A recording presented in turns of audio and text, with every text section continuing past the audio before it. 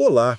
Hoje falamos sobre a natureza, não como um cenário para viagens, mas como um sistema com heróis inesperados, conexões ocultas e recordes estranhos. Escreva nos comentários de qual cidade você assiste a este vídeo. É bom reunir a geografia do canal. Obrigado por sua visita. Aprecie o seu tempo e atenção. Que seu dia seja leve e bom, e seu humor tão estável quanto uma floresta perene após a chuva. Vamos analisar os fatos um por um, de forma curta, precisa, sem ser chato, mas com respeito pelos detalhes. Um fato notável: uma tartaruga solitária tornou-se o símbolo de um arquipélago e perdeu a corrida contra o tempo. Lonesome George, das Galápagos, o último de sua espécie, Chelonoidis abingdoni, viveu como uma peça de exposição para um futuro museu de espécies extintas. A mostra, sob proteção, mas ainda assim contra o relógio. Foi encontrado em 1971 na Ilha Pinta. Sua carapaça em domo baixo, pescoço de periscópio e um olhar com a leve fadiga de um ancião. Pesava cerca de 80 a 90 quilos e media aproximadamente 1 metro de comprimento. Por décadas, cientistas tentaram encontrar-lhe parceiras de espécies próximas. Houve cortejos, houve posturas, mas os ovos permaneceram inférteis. A natureza, por vezes, é teimosa em sua precisão. Por trás dessa drama pessoal, há um mapa dos grandes erros humanos. Cabras introduzidas devastaram Pinta, privando a tartaruga de alimento, e mesmo quando as cabras foram removidas, o tempo já havia se esgotado. George faleceu em 2012, e essa data tornou-se não apenas uma notícia, mas um lembrete. A extinção é um processo que passa despercebido por muito tempo e, de repente, é tarde demais. Desde então, no arquipélago buscam-se híbridos e debate-se sobre as chances de trazer de volta a espécie, mas a lição mais honesta é: espécies raras não podem ser salvas isoladamente. É preciso consertar seu lar, o ecossistema, enquanto não apenas os nomes, mas também os verbos ainda existam. Se esta história trouxe à memória outros solitários invisíveis, compartilhe-os abaixo. Vamos criar um catálogo de apoio. E, por favor, assine, dê um like e deixe um comentário. Isso ajuda a promover esses temas e mostra que eles são importantes para você. Obrigado por assistir e por não passar indiferente. Segundo fato, a floresta fala. Soa como um conto de fadas até você ver o esquema do encanamento subterrâneo. É uma rede micorrízica, finíssimos filamentos de fungos que conectam as raízes de diferentes árvores em um trocador comum de carbono e sinais. O diâmetro das hifas é de cerca de 2 a 5 micrômetros, 10 a 30 vezes mais finas que um fio de cabelo humano. Mas seu comprimento total em uma colher de chá pode atingir quilômetros, literalmente milhas de fiação no volume de um pequeno cubo. Experimentos com isótopos de carbono mostraram: árvores vizinhas podem transferir umas às outras parte do salário, açúcares da fotossíntese, especialmente quando uma está na sombra e outra ao sol. Para as mudas, essa nutrição suplementar chegava, segundo estimativas, a uma parte considerável de seu balanço diário. As árvores-mãe, antigas e robustas, distribuem recursos para a família e em troca recebem notificações push químicas, ataque de insetos, seca, danos, e os vizinhos ativam seus mecanismos de defesa precocemente. Sintetizam substâncias amargas, alteram o metabolismo da água. Os detalhes são debatíveis: o que exatamente, carbono, nitrogênio, moléculas de sinalização e em que volumes flui pela rede depende da espécie de fungo, umidade e estação. Não há pura telepatia, mas uma logística densa. Imagine um quarteirão onde os porões estão conectados por canos. Alguns moradores pagam a mais no inverno, outros saldam a dívida no verão, e um despachante envia avisos instantaneamente. Assim funciona a floresta, e por isso o corte de árvores antigas solitárias muitas vezes rompe toda uma área de conexões. Você já notou em parques como as copas de diferentes espécies parecem se ajustar umas às outras sem bloquear a luz do vizinho? Compartilhe suas observações nos comentários. É interessante saber se você acredita na internet da floresta antes e depois desses fatos, e se sua opinião mudou com o tempo. Terceiro fato: o Saara é um deserto eterno? Então, por que há apenas 6 a 8 mil anos, hipopótamos nadavam aqui e bandos de pelicanos assobiavam sobre a água? Mapas paleoclimáticos mostram que, durante o período úmido africano, aproximadamente entre 14.500 e 5.500 anos atrás, a monção subiu centenas de quilômetros para o norte. Isso aconteceu porque, devido à precessão da Terra, o sol de verão aquecia mais intensamente as latitudes de 15 a 25 graus N. As chuvas alimentavam as savanas e o gigantesco lago Mega Chad se expandia até cobrir áreas de cerca de 300.000 a 350.000 quilômetros quadrados, comparável à Alemanha. Nas cavernas de Tassili Nadir encontram-se pinturas de nadadores e cenas de caça. Não são fantasias, mas a crônica da vida cotidiana de pessoas cujos assentamentos ficavam às margens de rios desaparecidos. As precipitações eram irregulares. Em alguns lugares, chuvas sazonais, em outros, cadeias de pântanos, mas o padrão geral era claro. O Saara Verde prosperou por milênios. Em seguida, o sistema mudou. A monção recuou, a evaporação superou o fluxo, a vegetação não conseguiu reter a umidade e, em poucos séculos, a poeira tomou o controle. As pessoas migraram para o Nilo, mudaram da caça para a pecuária, e nas areias restaram ossos dispersos de peixes e hipopótamos. Hoje, essa mesma poeira, como um feedback, atravessa o Atlântico e, segundo estimativas, transporta dezenas de milhares de toneladas de fósforo por ano para a Amazônia, um fertilizante do passado para outro continente. A lição não é sobre milagres, mas sobre mecânica. A natureza pode alternar entre estados estáveis se for impulsionada pela órbita, vegetação ou humanos. Guarde este fato se você gosta de histórias de antes versus agora e compartilhe o vídeo para que mais pessoas vejam quão rápido o eterno se torna temporário. Fato 4. O castor é um praga dos canais, soa familiar até você ver como um único turno noturno transforma um riacho em uma cascata de reservatórios. Duas equipes mundiais, o castor Fiber europeu e o castor canadensenses norte-americano, trabalham com o mesmo método. Molham a argila, reforçam com galhos e troncos, compactam com a cauda e assim criam uma barragem de 0,5 a 1,5 metros, 16 a 5 pés de altura e dezenas de metros de comprimento, com o recorde no Canadá sendo cerca de 850 metros, aproximadamente 0,53 milha. Os dentes cor de ferrugem não são um capricho da natureza, mas ferro no esmalte, que fortalece os incisivos. Eles crescem milímetros por semana e se desgastam na madeira. Preferem o salgueiro, o álamo e o choupo, madeira macia, de rápido crescimento e diâmetro conveniente de 5 a 20 centímetros, 2 a 8 polegadas. A toca é uma casa termo.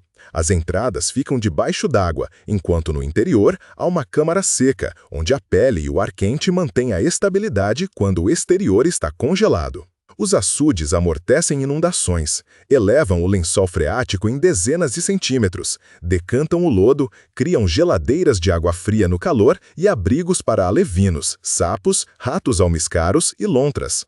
Os castores detectam vazamentos por bolhas e os consertam à noite, em cerca de 5 a 10 minutos, entupindo a falha. Se o fluxo for muito forte, os humanos colocam iscas, tubos ocultos que mantêm o nível sem derrubar a barragem. Um compromisso entre a estrada e o ecossistema. Tente caminhar pela margem e observar os microdetalhes, pegadas, marcas de mordidas, o transbordamento sobre a crista. É um livro didático vivo de hidroginástica. Há açudes de castores ou represas recentes em riachos perto de você? Escreva a região e o mês de observação. Faremos um mini mapa dos mestres noturnos. Quinto fato. A Amazônia, os pulmões do planeta, soa impressionante, mas nos leva na direção errada. Mito. A floresta amazônica produz até 20% do oxigênio mundial e é por isso que respiramos. Fato. A floresta amazônica de fato fotossintetiza ativamente durante o dia, mas à noite e na serrapilheira, esse mesmo oxigênio é quase totalmente consumido pela respiração de plantas, animais e micróbios. No balanço anual, uma floresta grande e madura está próxima de zero em produção líquida de O2. O acúmulo de longo prazo de oxigênio na atmosfera não ocorre onde há muitas folhas, mas onde parte da matéria orgânica é permanentemente removida do ciclo, em sedimentos marinhos e turfeiras, e também quando ferro e enxofre se oxidam e travam formas reduzidas. No entanto, a floresta é vital por outras razões. Retém carbono na biomassa e nos solos, resfria a superfície pela evaporação, inicia os rios voadores de umidade e as centenas de bilhões de árvores criam botões climáticos para as precipitações no continente. Outro detalhe: aproximadamente metade da fotossíntese mundial ocorre nos oceanos. Cianobactérias e diatomáceas microscópicas trabalham sem alarde e sem manchetes. E se um conhecido afirmar com convicção que a Amazônia são nossos pulmões, corrija-o gentilmente. Nossos pulmões são os ciclos estáveis de carbono e água, mais o lento soterramento de matéria orgânica. A floresta é o coração desse sistema, mas não uma fábrica de oxigênio com lucro. Tais esclarecimentos não diminuem o valor da selva, pelo contrário, o focam. Se você gosta de uma análise sóbria de mitos, sem pânico ou exageros, sinalize seu apoio. Dê um like ou escreva um breve importante, assim entenderei se vale a pena continuar com este formato. A maior criatura da Terra não é a baleia azul. Ela vive silenciosamente sob nossos pés, e no outono finge que são apenas cogumelos de mel que estão aparecendo. Na Floresta Nacional de Malheur, Oregon, EA, um clone do fungo Armillaria, descrito como A. ostoyae ou A. solidipes, ocupa cerca de 965 hectares, o que equivale a aproximadamente 9,65 km² ou cerca de 3,7 milhas quadradas, a escala de uma cidade pequena, e cerca de 1.350 campos de futebol de tamanho padrão. A análise genética mostrou que sobre o tapete de agulhas de pinho há um único organismo, uma identidade unificada, não uma coleção de vizinhos. O corpo principal é o micélio, fios esbranquiçados e cordões escuros de rizomorfos com milímetros de espessura, que rastejam pelo solo e madeira a centímetros e metros por ano, perfurando a casca e privando as árvores de água. Os corpos de frutificação, os cogumelos de mel familiares, são apenas vitrines sazonais. O próprio hospedeiro é uma rede com idade estimada em milhares de anos. O gênero Armillaria também tem seu teatro de sombras. Em algumas espécies, o micélio emite uma leve luminescência verde, o fogo de raposa, um lembrete de que a floresta respira mesmo na escuridão. O paradoxo do recorde é que o gigante é ao mesmo tempo engenheiro e patógeno. Ele remodela o ecossistema, removendo árvores fracas, e atrás dele vem insetos, pica-paus e nova vegetação. Da próxima vez que você vir um toco com um leque de veias brancas, olhe atentamente. Você está na borda de uma cidade sem prefeitura, mas com um plano de comunicação. Se quiser mais extremos da natureza, escreva mais recordes e eu reunirei uma continuação com os campeões mais bizarros. Sétimo fato. Tente traduzir uma curta palavra japonesa, komorebi, para o português e você entenderá que a língua às vezes nos ensina a observar. Significa manchas de sol filtradas pela folhagem. E depois disso, a floresta parece mudar de foco. Você nota a geometria dos galhos, o ritmo do vento, a textura da luz. Na ciência, há o seu próprio poetismo.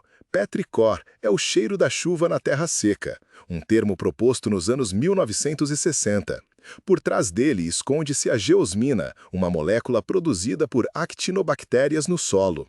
O limiar de sensibilidade humana é de ínfimas frações de nanograma por litro, ou seja, quase vestígios. Uma gota de chuva, ao atingir o pó, expulsa miríades de bolhas aerossóis e o cheiro liga-se instantaneamente. Em outras terras, a natureza compartilha nomes de ventos. A bora é um fluxo catabático gelado dos Alpes dináricos, com rajadas de até 40 a 60 metros por segundo. O siroco é um mensageiro quente e úmido do Saara. O Meltemi é um severo vento do norte do verão Egeu. E o Harmattan é a névoa seca do Golfo da Guiné. Quando você tem palavras, sabe de antemão se deve fechar as venezianas, esperar poeira ou beber mais água. O russo dividiu lindamente blue em sini, azul escuro, e goluboi, azul claro. E isso, segundo a psicolinguística, desloca os limites de reconhecimento de tons. O mundo parece fragmentar-se com mais precisão. O meme sobre 100 palavras para a neve entre os povos árticos é discutível, mas existe uma realidade crua. Os Nenetes e os Pomors realmente têm um léxico funcional para o tipo de camada de neve, as crostas e a frescura das nevascas.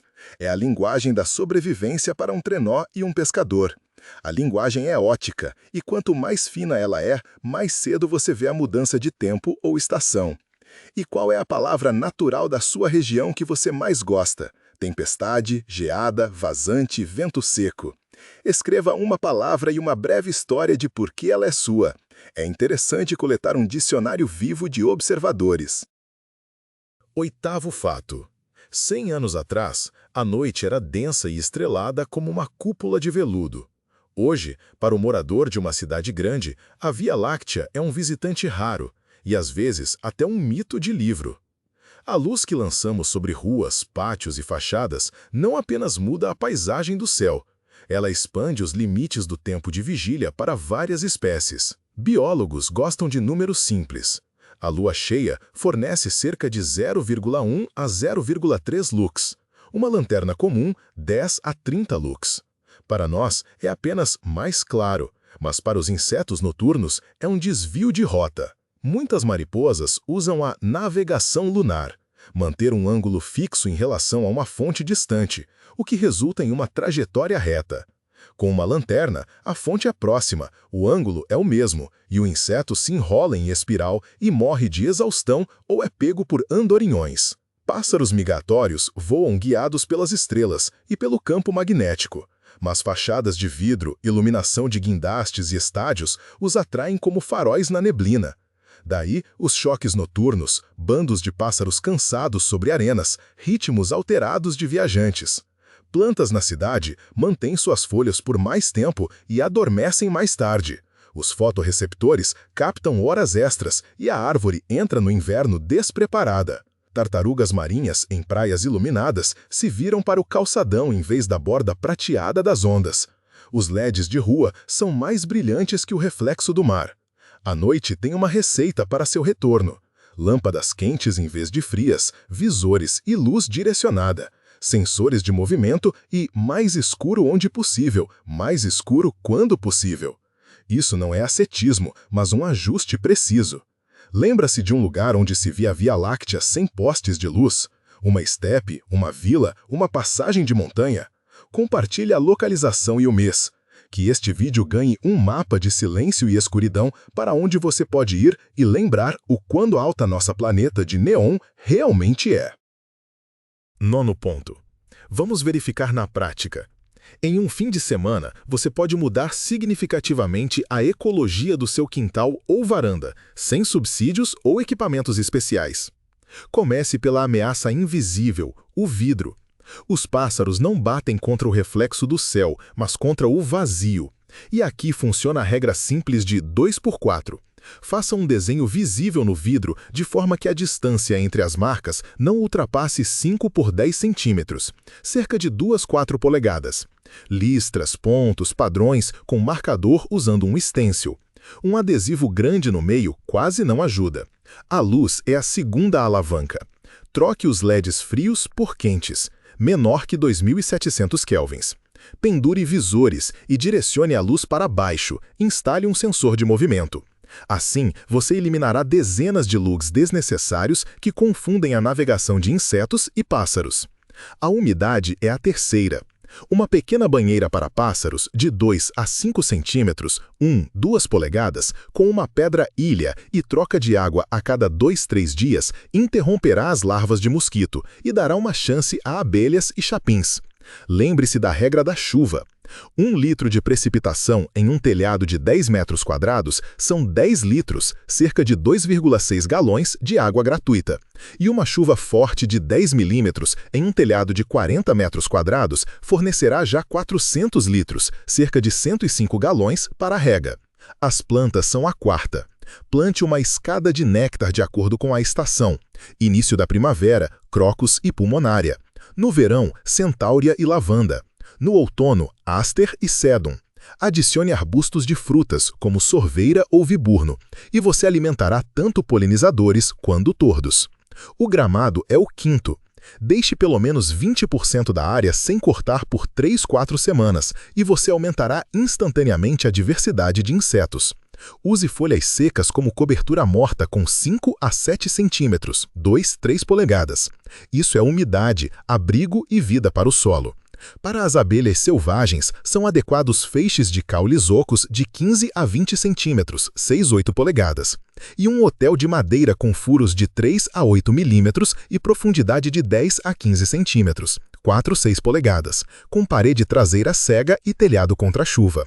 Troque os módulos uma vez por ano para não criar parasitas. E também empilhe perto da cerca um entulho de galhos para ouriços, com galhos da espessura de uma palma. É um aquário quente de inverno para muitos vizinhos. Guarde esta mini lista de verificação e marque um item que você está disposto a fazer esta semana. Após 7 dias, escreva um breve relatório, o que funcionou melhor e por quê. Fato número 10. Imagine uma tempestade que se acende como uma placa de sinalização e pode operar quase todas as noites. Isso não é um mito, mas um fenômeno no lago de Maracaibo, na foz do rio Catatumbo, Venezuela. Aqui, a topografia transforma a atmosfera em um instrumento. O ar quente e úmido sobre as águas rasas do lago sobe e as cordilheiras dos Andes o sustentam por 3 lados. Ventos contrários, evaporação e forte convecção criam uma esteira de nuvens cumulonimbus. De acordo com observações e dados de satélite, o show ocorre centenas de noites por ano, frequentemente mais de 200 e até perto de 250, 300, durante 8 a 10 horas seguidas, com séries de até dezenas de flashes por minuto. A densidade de raios aqui é uma das mais altas do planeta, medida em centenas de descargas por quilômetro quadrado por ano. A distância parece um farol silencioso, as colunas de tempestade brilham principalmente dentro das nuvens e o trovão se perde na distância. Os marinheiros o chamavam de Faro de Maracaibo e mantinham o curso pela parede silenciosa de flashes. Existe uma bela hipótese sobre um combustível adicional, metano de pântano da Delta, mas seu papel é discutível. O que decide principalmente é a circulação do ar e a umidade, não o gás inflamável em si. Em anos secos e durante El Niño, o show diminui. Em anos chuvosos, ele se intensifica. Assim, o clima e o relevo giram um interruptor. Um recorde desses tem seu lado negativo. Os raios produzem óxidos de nitrogênio e a química local do ar muda. As próprias tempestades queimam e fertilizam. Você já viu um céu raro, aurora boreal, halo, arco-íris de fogo, o mar brilhando à noite? Compartilhe sua foto testemunha. E se este ciclo foi útil e animado para você, apoie o canal, assine, dê um like e deixe um comentário. Obrigado pelo seu tempo e atenção.